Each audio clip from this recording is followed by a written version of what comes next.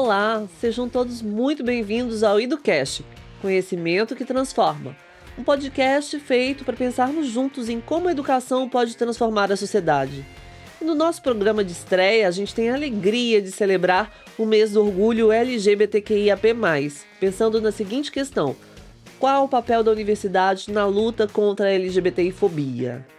Vale ressaltar que ao longo dos próximos meses a gente vai trazer diversos convidados aqui super especiais para refletirem junto com a gente sobre outros temas tão relevantes quanto esse.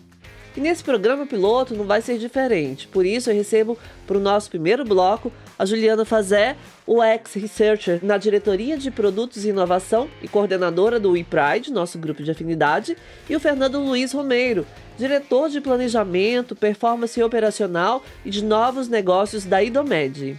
Gente, muito obrigada por vocês estarem aqui conosco. Juliana, Fernando, muito importante a gente estar aqui nesse espaço para conversar sobre um tema tão relevante para a empresa, tão relevante para a companhia.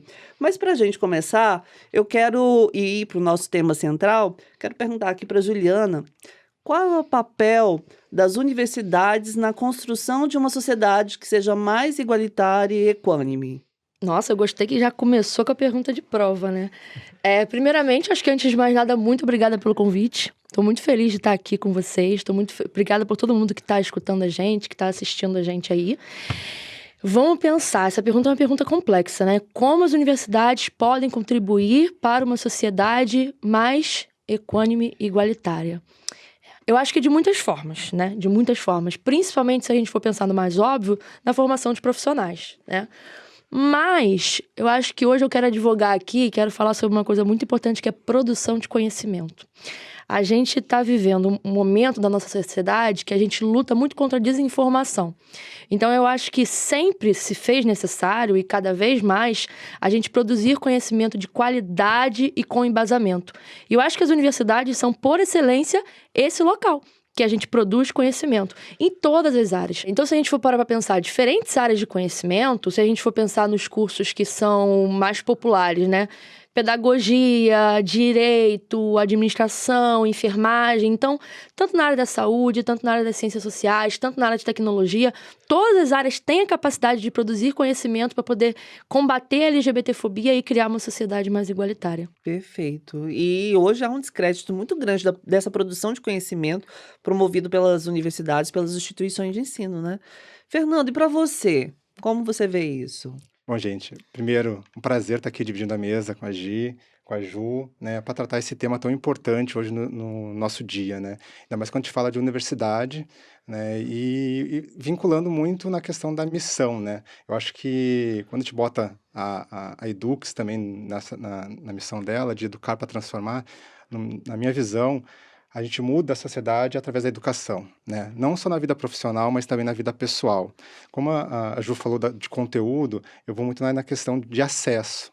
Eu acho que cada vez mais a gente tem que ter a questão da educação inclusiva, né? Tentar abrir as portas das universidades para todas as pessoas, né? Tanto de gênero quanto de raça, né? Cada vez mais a gente incluir, né, dentro das nossas salas de aula um mundo mais diverso. Não só alunos, mas também colaboradores, docentes, funcionários, né? Então, eu viso muito nessa questão da educação como forma de transformar, né? Transformar o ser humano. E a gente tem essa missão, né, educar para transformar. Então, assim, e o DNA, a diversidade está dentro do DNA da instituição de ensino mesmo, né? E quando a gente pensa na Edux, né, a gente está falando de diversos setores que se interconectam de forma direta ou indireta no dia a dia do camping, né, dos nossos campos aí, das nossas instituições de ensino. Então, eu queria saber de vocês de que maneira as suas respectivas áreas de conhecimento, áreas de atuação, contribuem nesse processo. Eu vou começar com você, Ju. Muito obrigada. É muito legal ter essa oportunidade aqui para falar sobre isso e para falar sobre a minha área também. Então, vou fazer só uma explicação rápida. Eu sou UX Researcher, que é esse nome em inglês, assim, super ó, mas que em português significa pesquisador de experiência do usuário. E eu estou dentro do time de design. E aí, quando vocês escutam esse nome pela primeira vez, experiência do usuário, talvez possa parecer uma coisa meio fria, né? Meio tecnológica. Nossa, o usuário, né? Essa entidade que está por detrás do computador. Mas, na verdade, ao contrário disso, a gente preza o indivíduo. A gente faz design pensando no indivíduo que está mexendo naquela interface, que está usando aquela interface, que nada mais é que os nossos alunos. Então, eu, particularmente, né, meu papel como pesquisadora de experiência do usuário, eu quero entender os nossos alunos para poder criar um produto digital para eles da melhor forma possível. E isso tem tudo a ver quando a gente está falando de acessibilidade, isso tem tudo a ver quando a gente está falando com inclusão. Por quê? Porque a gente quer desenvolver ferramentas, a gente quer desenvolver produtos digitais que sejam para todas as pessoas. Então, por exemplo, dentro da área de design, a gente vai pensar todo produto digital, né? Então, aqui no Momento Edux, se você for um aluno, por exemplo, você conhece a Sava, você conhece o app, todas essas plataformas passam aqui pelo design. E sempre que a gente está desenvolvendo elas, a gente está pensando em cada detalhe, na interatividade, no texto que está aparecendo, para que seja de fácil acesso e para que contemple a todas as pessoas. Boa, obrigada, Ju. É muito importante falar sobre essa questão do design, assim, que muitas vezes é incompreendido, né? Sim, sim. E para você, Fernando, na sua área?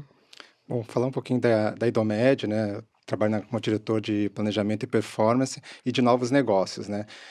Muito mais números, né? Muito mais a parte financeira da IDOMED, mas olhando o foco da IDOMED como um todo, né? Como Instituto de Educação Médica, cada vez mais a gente quer buscar, e está na nossa visão, está no nosso sangue, a formação de profissionais mais humanizados, né? Hoje a gente sente falta muito no mercado o médico, né? Que atenda todo o mundo diverso hoje, né? A gente verifica em hospitais, quando a gente vai, tem um médico, né, do gênero branco, masculino, né? Cada vez mais a gente quer ampliar isso, formar profissionais com um olhar diverso, né? Profissionais negros, profissionais LGBTQIA+, né? Que consigam entrar no mercado de trabalho. Então, eu acho que a diferença da IDOMED, né, quando a gente olha para a Edux, é buscar cada vez mais formar esses profissionais diversos.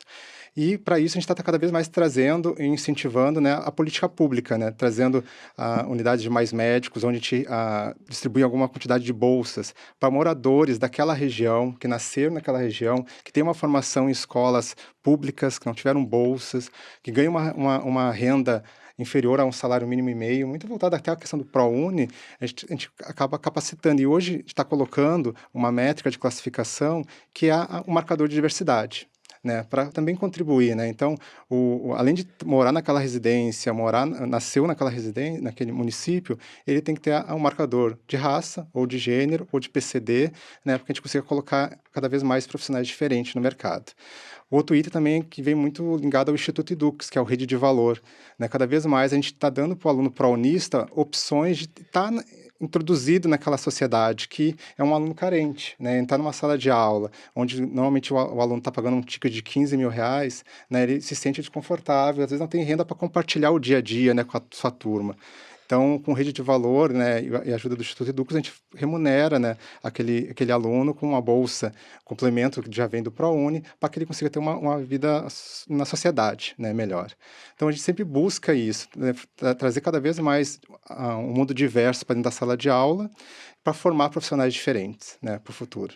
Eu sou encantada com esse programa Rede de Valor, porque pensa na permanência do aluno, né? Não basta Exatamente. só entrar na universidade, estar ali, mas pensar a permanência dele também nesse espaço, né? E aí, Fernando, eu quero te perguntar, assim, você está na companhia, né, na Edux há muitos anos, né? E como você tem acompanhado esse processo de evolução da empresa no que diz respeito à diversidade e de que maneira você acha que esse processo contribui para um bom desempenho da instituição enquanto empresa educadora?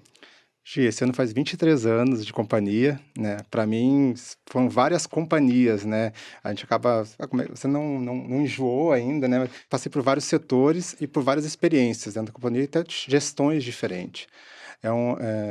Tenho muito orgulho de fazer parte, como egresso da companhia e colaborador, e ver hoje a Edux como está, né, nessa visão de diversidade, acolhendo, né, todos os públicos, né, toda a forma de se vestir, toda a forma de se comportar, né, ter mais a acessibilidade, né, de estar no mercado de trabalho, é um orgulho gigantesco, né? Cada vez mais faz com que eu sinta vontade de vir todo dia trabalhar e ficar mais tempo aqui na companhia e contribuir, né? Então, eu vi a evolução e nos últimos anos foi gigantesca, né? É uma outra empresa, é um outro direcionamento e a gente sente a vontade de falar com o nosso liderado, né, com o nosso colega, com os alunos sobre esses temas que antigamente era muito fechado, né? Até para mim como profissional, né, hoje eu tenho muito mais liberdade de comentar situações, né, falas que antigamente não tinha, né? Então, para mim é um orgulho imenso fazer parte da companhia.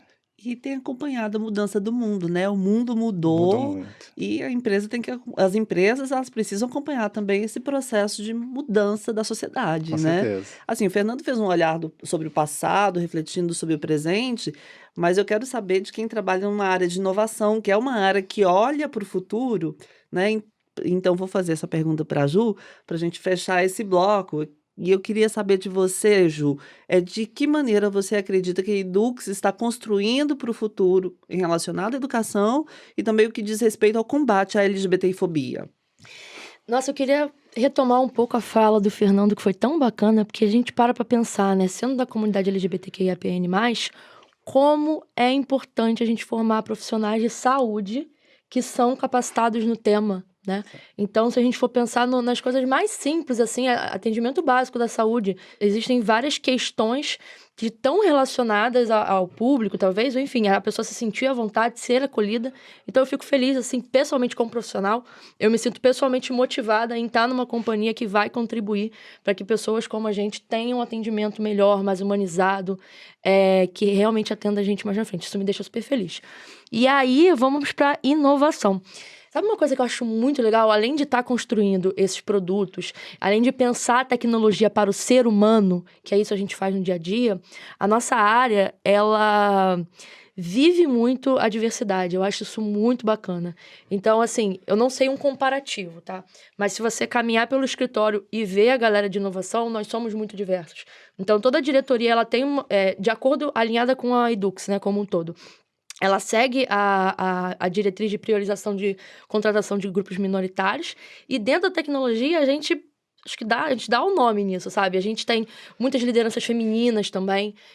Então, eu acho muito bacana que aqui dentro da Edux, a inovação é pensada para um público diverso. E eu acho isso muito bacana e eu realmente acredito que isso vai fazer diferença no que a gente está construindo para os nossos alunos. E para a gente terminar aqui, eu gostaria que vocês falassem um pouquinho e deixassem uma sugestão para quem quer contribuir para o desenvolvimento de uma sociedade livre da LGBTfobia, o que que pode fazer? E aí eu vou começar com você, Fernando. Bom, eu acho que a dica é ouvir, né, mais a pessoa que está ao teu lado. Às vezes tem uma pessoa do teu lado que está sendo não tão acolhido, né? Então ter aquele ombro, vou dizer um ombro amigo, né, mas um ombro de colega ali, poder ouvir e cada vez mais introduzir ele no ambiente. Eu acho que hoje a companhia, ela está muito acessível.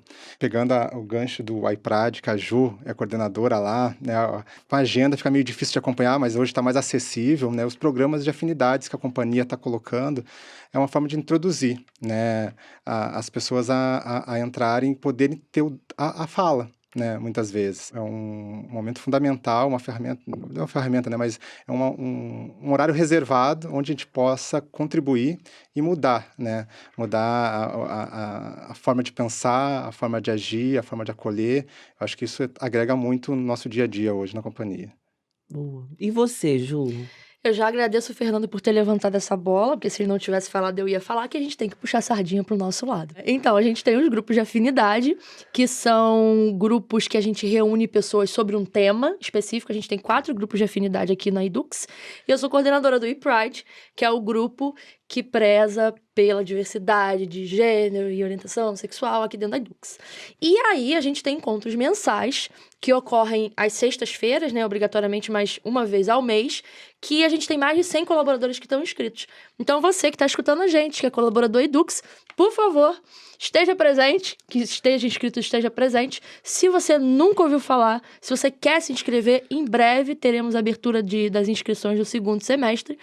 E isso é uma excelente forma de você construir essa Edux mais inclusiva, mais diversa. Faça parte dos grupos de afinidade ativamente. E as palestras são fantásticas, né? Os convidados vale muito a pena. E é um espaço de construção de network, de relação, né? Uhum. Porque talvez para pessoas que não fazem parte da comunidade LGBTQIAP+, não imaginam, mas quando uma pessoa LGBTQI sofre algum tipo de violência, de preconceito, de discriminação, em qualquer espaço que seja, muitas vezes não tem essa rede de apoio para compartilhar a sua dor, né? E é um momento muito sozinho, muito solitário, né? Então, ter uma rede, um espaço, no ambiente profissional, que você possa trazer isso e que possa ter aliados visíveis, né? Que Sim. compartilham as mesmas experiências, as mesmas dores, vivências muito parecidas, é extremamente importante. Eu posso contribuir mais um pouquinho. Eu participei de um dos primeiros desse ciclo, e uma pessoa colocou assim: estou aqui para aprender, quero ser diferente. Então, eu acho que isso agrega muito, sabe? Também a pessoa que tem que querer, né? Mas a gente pode influenciar muito. Uhum. Então, vale muito a pena. E assim, se não ficou claro, né, de repente a gente não falou, você não precisa fazer parte da comunidade É, para você fazer parte do grupo de afinidade. Você pode ser um aliado. A gente quer aliado, a gente precisa de aliados, né? Então, se você não faz parte da comunidade LGBTQIAPN+, você pode contribuir como aliado. Ótimo. Gente, muito obrigada. Conversa super rica. Obrigada pela disponibilidade de vocês estarem aqui com a gente prossegue no nosso diálogo constantemente na empresa. Obrigada mesmo, eu que viu? agradeço a oportunidade e um orgulho estar aqui hoje com vocês. Também, muito obrigada. Estamos de volta com o nosso segundo bloco para seguirmos pensando juntos em como a educação pode transformar a sociedade. E para contribuir com esse bate-papo, eu recebo agora a pesquisadora da Fiocruz e professora da IDOMED, Ariel Gomes, e o analista PMO da Edux, Dejair Mendes, o Deja. Gente, muito obrigada por vocês estarem aqui conosco. É um prazer enorme recebê-los aqui nesse espaço, nesse projeto piloto. Obrigado Obrigado, pelo gente. convite. E para começar, Ariel, eu queria saber, na sua opinião, né, a universidade é um ambiente inclusivo e acolhedor para pessoas LGBTQIAP+. Eu acho que atualmente a gente tem mudado um pouco, né, a visão. Eu acho que nos últimos anos, inclusive, ela tem se tornado, sim, mais inclusiva, mas a gente ainda tem muitos desafios para que a gente possa ter, assim, que eu possa dizer que tenha um cenário perfeito, né? E o cenário perfeito é sem discriminação, sem nenhum tipo de problema. Mas hoje eu vejo que a gente melhorou muito em comparação ao que era alguns anos atrás. E seguindo assim esse assunto, e está relacionado com a pergunta anterior, né, a questão dos banheiros inclusivos para pessoas trans. Eu queria saber de você, Ariel, e pedir para você explicar para gente, para quem está em casa, para quem está nos acompanhando, como é o banheiro inclusivo e como as universidades e a sociedade, de uma maneira geral, estão nesse quesito. É, boa sua pergunta, porque assim quando eu comecei a minha transição social, né? Primeiro eu fiz um pouco ao contrário, mudei os meus registros, depois a minha transição social. Uma das coisas que aconteceram foi o meu gestor da minha unidade me procurar e falar sobre o banheiro, perguntar para que eu pudesse usar o banheiro que eu me sinta mais confortável. Ele perguntou qual banheiro eu estava usando, eu falei o banheiro feminino, na sala dos professores. E aí ele e a minha outra coordenadora disse que eu poderia usar o banheiro que eu quisesse, inclusive do lado de fora, né, que é o compartilhado com os alunos. E o que eu acho muito interessante é o respeito que todo mundo tem. Então, dentro da unidade onde eu trabalho, eu não tenho problema. A gente não tem um banheiro exclusivo, mas assim, existe o respeito para que a gente possa utilizar o banheiro. Então, eu me sinto confortável utilizando tanto o banheiro feminino dentro da sala dos professores, quanto o banheiro feminino nos corredores, junto com os alunos.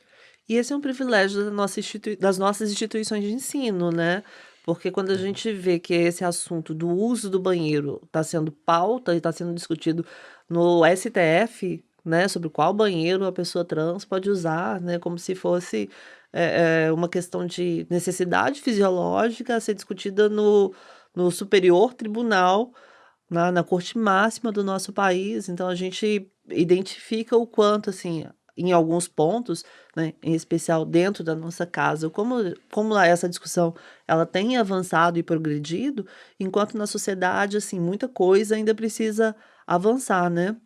E me fala, Ariel, assim, além da questão do espaço do banheiro, né?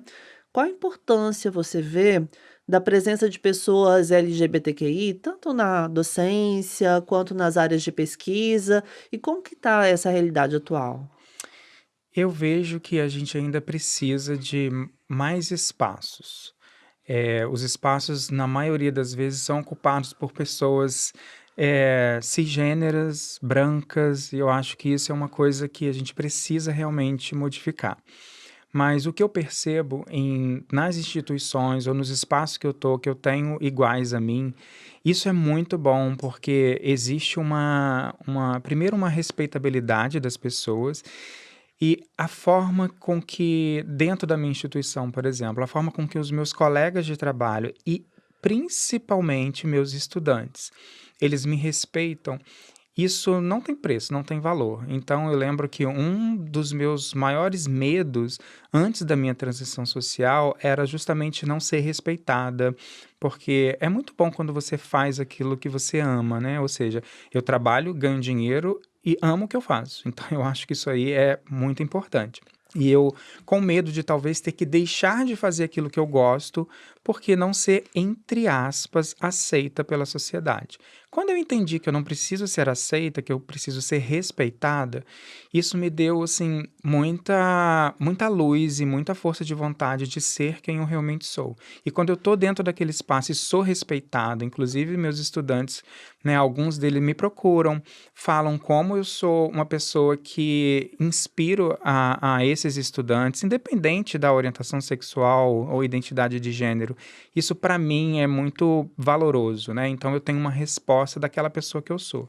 Então eu consigo hoje ser uma pessoa que trabalho dentro de uma instituição que eu gosto de trabalhar, faço aquilo que eu gosto de fazer e sou respeitada e tenho minha valorização profissional dentro daquele ambiente. Então, para mim, isso hoje é o próximo da perfeição.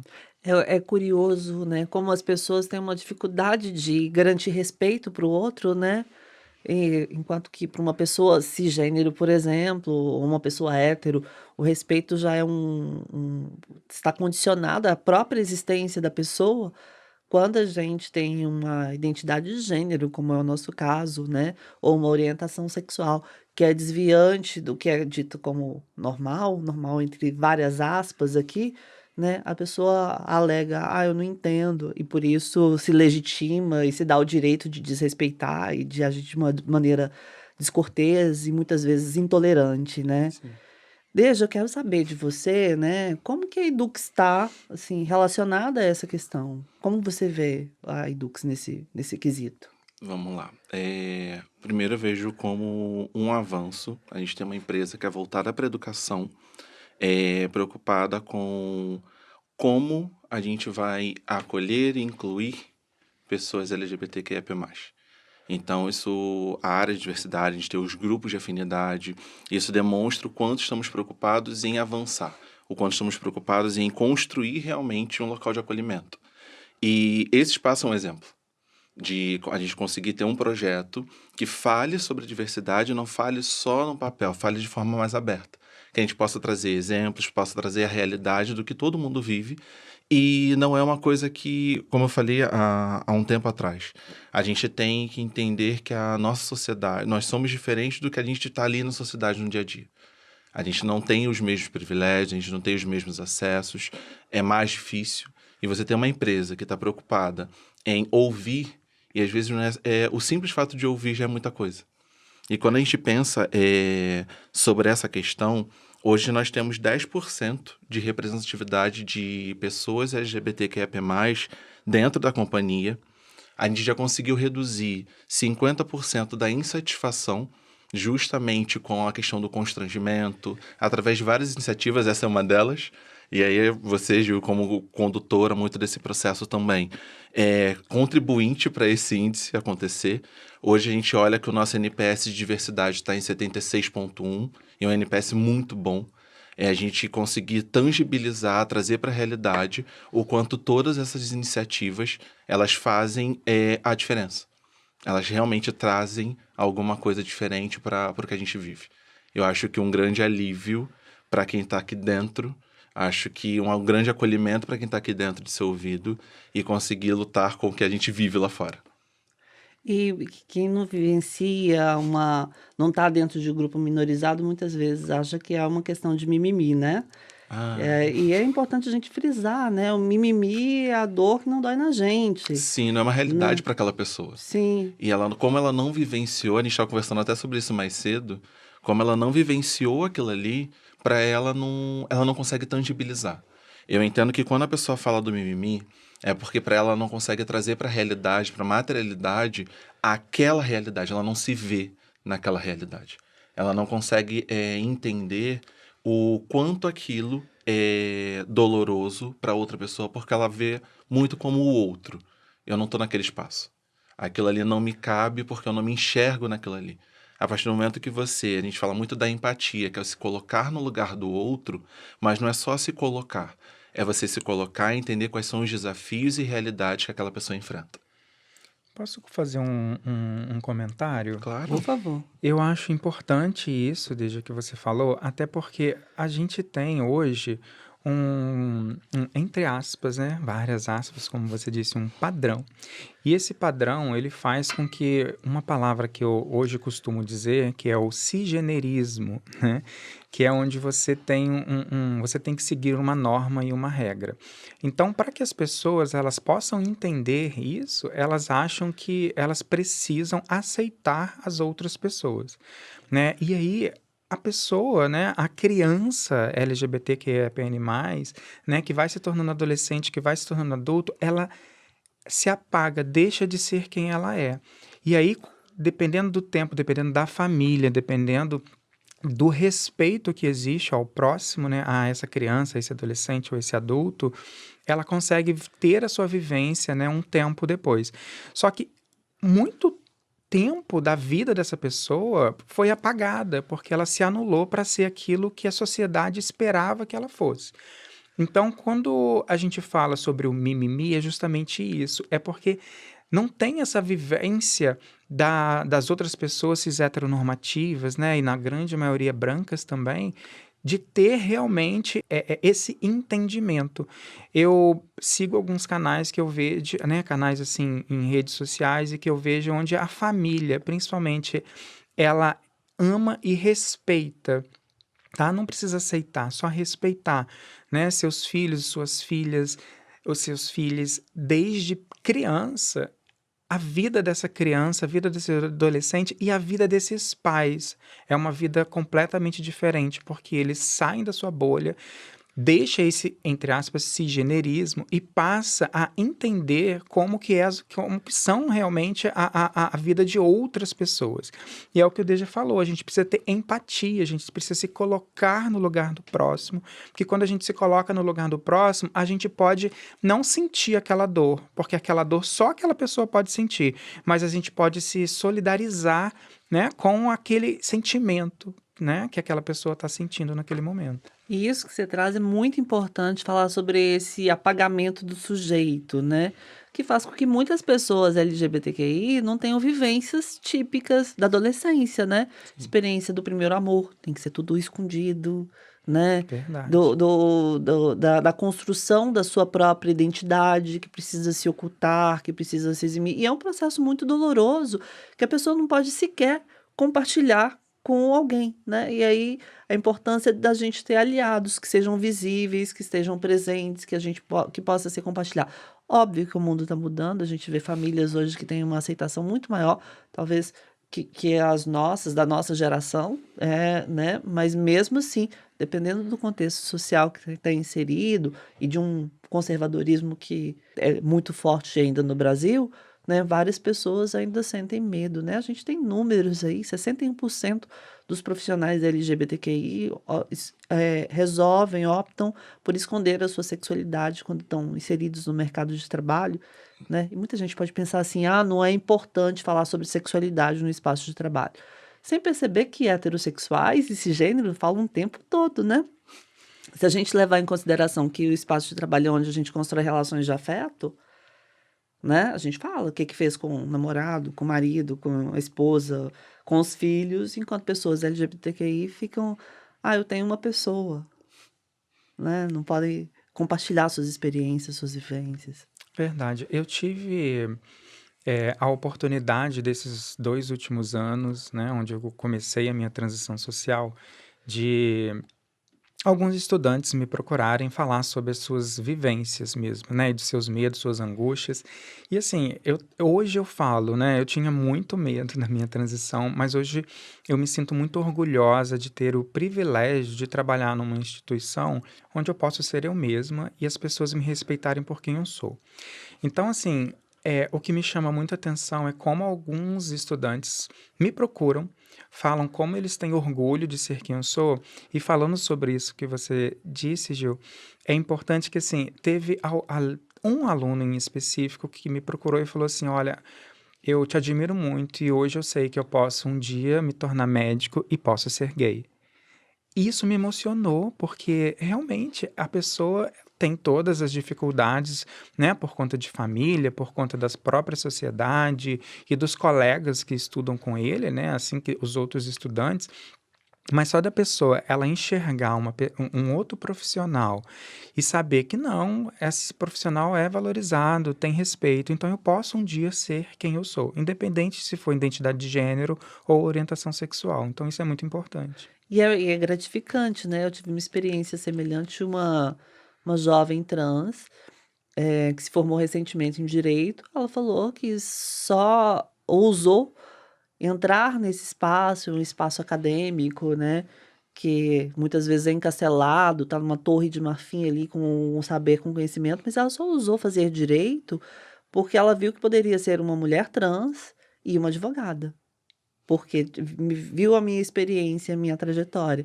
Isso é muito gratificante. Eu falei, podia dar um restart ali, começar minha vida do nada, que valeu a pena, sabe? Valeu a pena chegar até aqui. Deja, mas voltando aqui, eu queria saber de você, assim, né? A Edux está envolvida em diversos movimentos do Pacto Global, né? Como, por exemplo, o Educa 2030, Uhum. apostando muito ali na educação como um meio potente de transformação social. De que forma essas iniciativas aí se relacionam com a nossa conversa aqui agora? Vamos lá, Gil, tem tudo a ver. Tudo a ver, porque a nossa missão de educar para transformar, ela nunca foi tão clara para mim nesse sentido. A educação é a base para a gente conseguir realmente mudar a sociedade. Vocês estavam falando sobre a questão do indivíduo.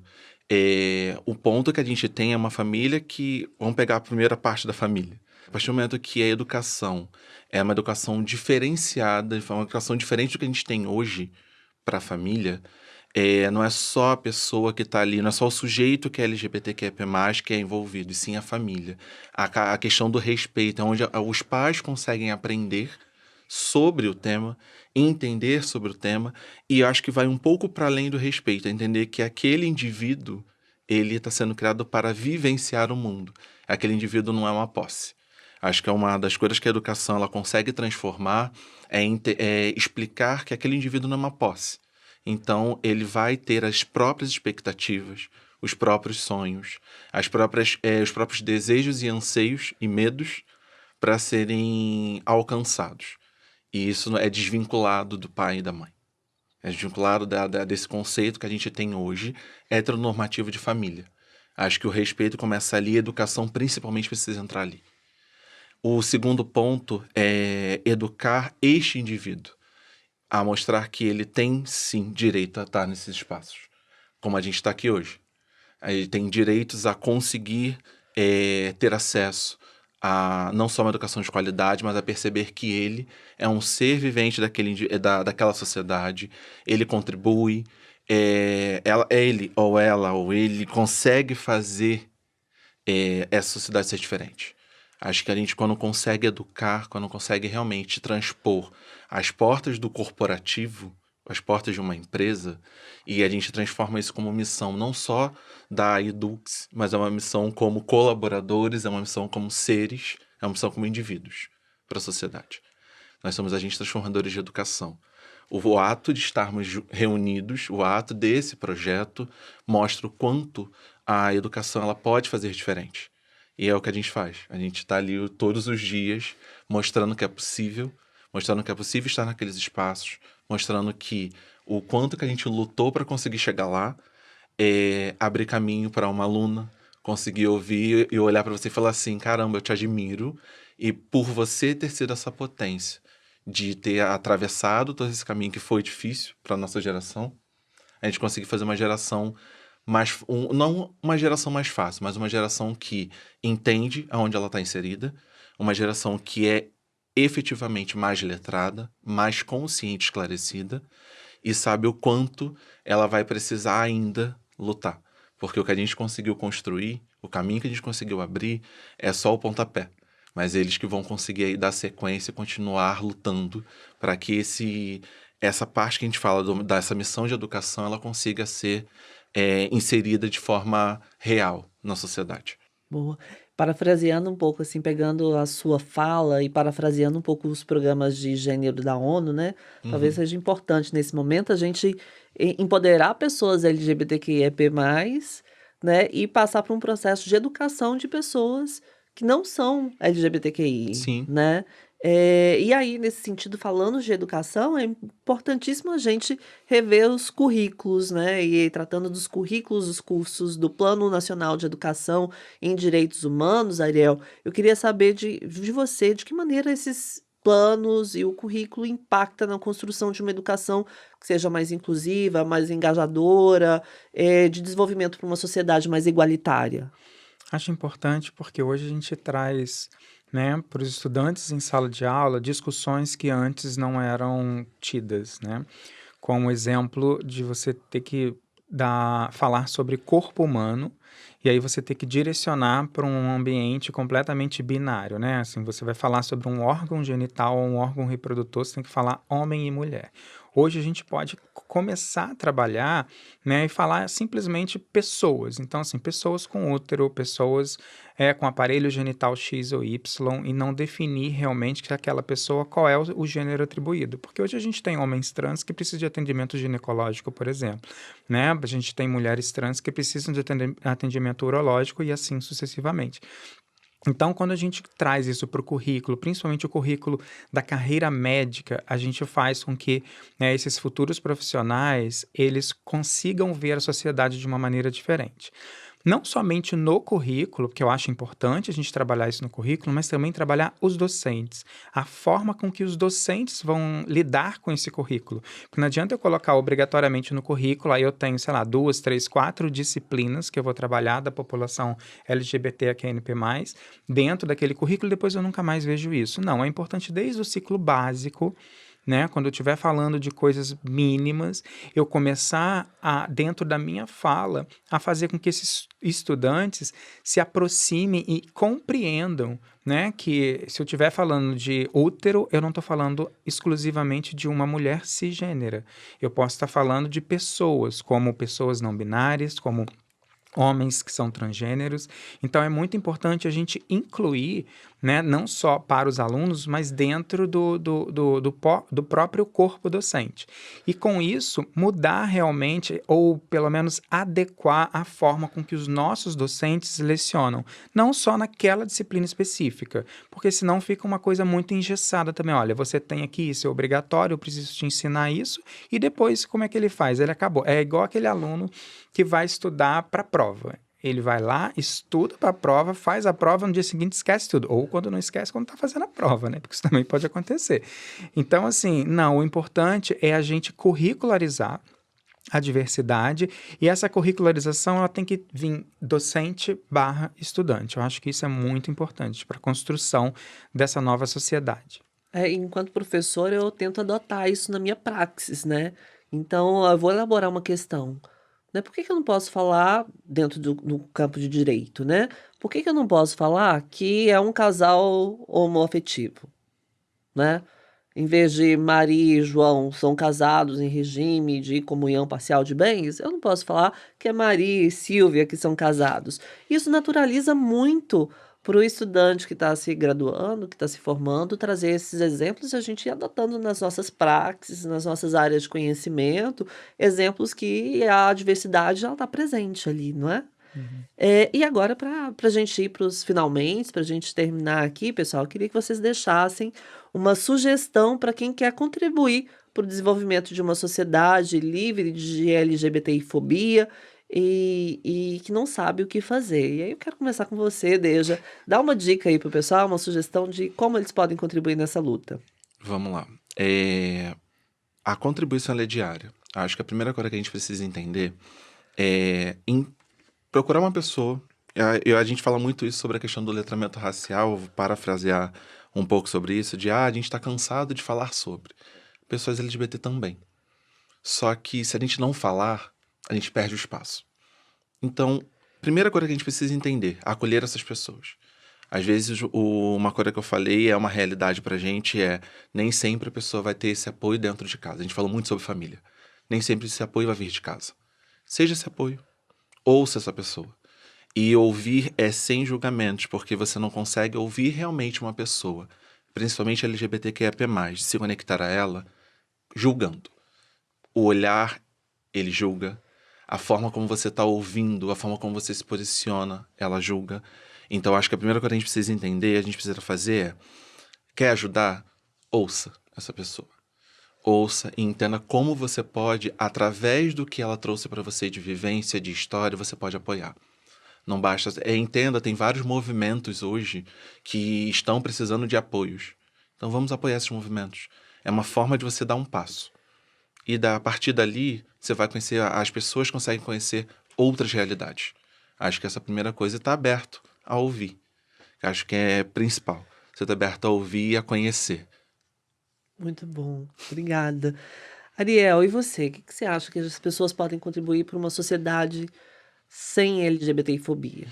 Aproveitando um pouco, né, do que o Deja falou, eu quero falar também sobre a ação, né? Eu acho que é importante ouvir, mas é importante também eu me tornar aliado a quem não é dentro da nossa comunidade, digamos assim, quem não faz parte dentro dessa, entre aspas, minoria.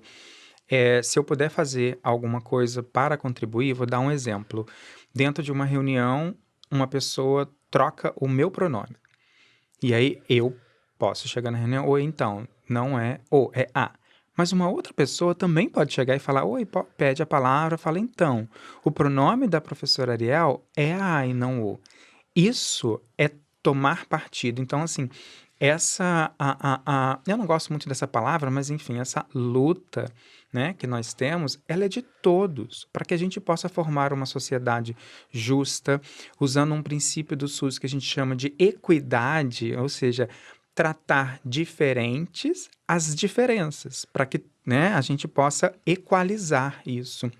Então, essa obrigação, ela não é minha somente, né? Porque eu sofro transfobia, né? Outras pessoas sofrem LGBTfobia, mas porque existem pessoas que cometem, né, esses atos. Então, eu acho que a pessoa que é cis heteronormativa, ela também tem que entender que essa luta, entre aspas, é dela.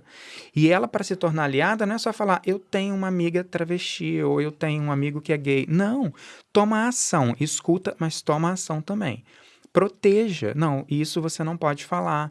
Isso aqui é o correto de se falar, ou de se agir, ou de tomar atitude é essa. Então, quando a gente tem uma sociedade, quando você tem pessoas próximas a você, que também te auxiliam, e auxiliar não é me auxiliar, eu, pessoa, mas auxiliar toda uma comunidade, isso é muito importante. Com isso, a gente consegue ter, ou pelo menos, né, sonhar em ter um dia, uma comunidade, né, uma sociedade, eu não vou dizer livre de preconceito, mas que isso diminua um ponto tão importante que o preconceito vai ser, assim, minimizado, sabe? Então, assim, até ele não perca valor, até o dia que eu tenha vergonha de ser uma pessoa, né, que possa cometer um preconceito ou até um crime contra uma outra pessoa. Então, eu acho que isso é muito importante. E a gente consegue mudar não só... igual a gente estava falando de mimimi. Não é só eu que tenho que chegar, eu como uma mulher trans, uma travesti, que tenho que chegar e cobrar da sociedade. Não. Se eu tenho outras pessoas que também cobram, opa, para aí, mas essa pessoa é uma mulher cis, essa pessoa é um homem cis, é hétero, é branco. Não, para aí. Então, eu acho que eu também preciso mudar minha atitude. E isso é muito importante que você traz, né, sobre ser um aliado visível, né?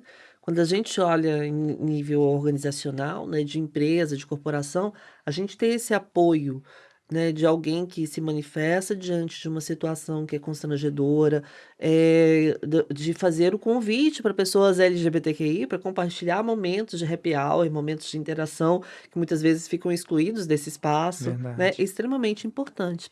Gente, muito obrigada pela participação de vocês, muito obrigada mesmo. Eu que agradeço o convite. Obrigada, Giovana. Obrigada por estar do lado e conhecer o Deja também.